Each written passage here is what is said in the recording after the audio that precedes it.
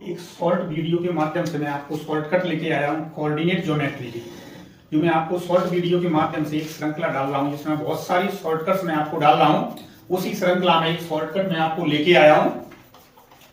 एक छड़ की लंबाई 20 सेंटीमीटर है जो निर्देशांक अक्षों के बीच इस प्रकार गति करती है कि छड़ के सिरे सदैव अक्षों पर रहते हैं, तब छड़ को 3:2 के अनुपात में विभाजित करने वाले बिंदु का बिंदुपथ कितना होगा।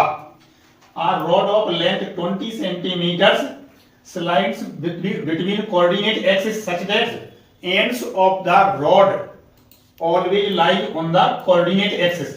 Then locus of the point which divide rod in the ratio 3:2. तो ये हम सॉल्व करते हैं तो बहुत लेंथी क्वेश्चन जाता है। तो देखो मैंने आपको क्या दिया है यहाँ पर, ये है अपना ये कोऑर्डिनेट एक्सिस है।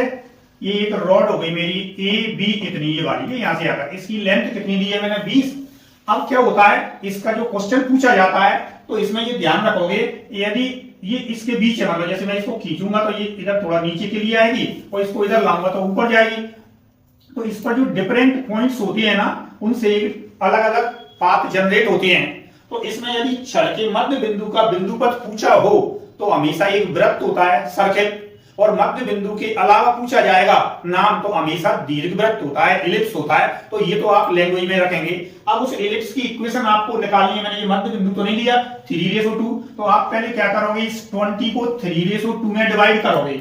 ये मैंने आपको दिया है, ये पॉइंट है मेरा, ये 3:2 में। तो इस 20 को 3:2 में डिवाइड करेंगे। देखो यहां से, तो इस ए से लेके पी तक की जो लेंथ है वो कितनी आएगी मेरी, ये 3 वाली 3/5 इंटू 20, और ये वाली लेंथ कितनी आ जाएगी 2/5 इंटू 20।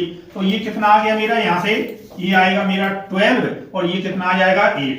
अब हम क्या करते हैं, इसकी इक्वेशन लिखोगे आप, ये एक्स स्क्वायर अपॉन और वाई स्क्वायर अपॉन 1 इक्वल में ऐसे भर लेंगे।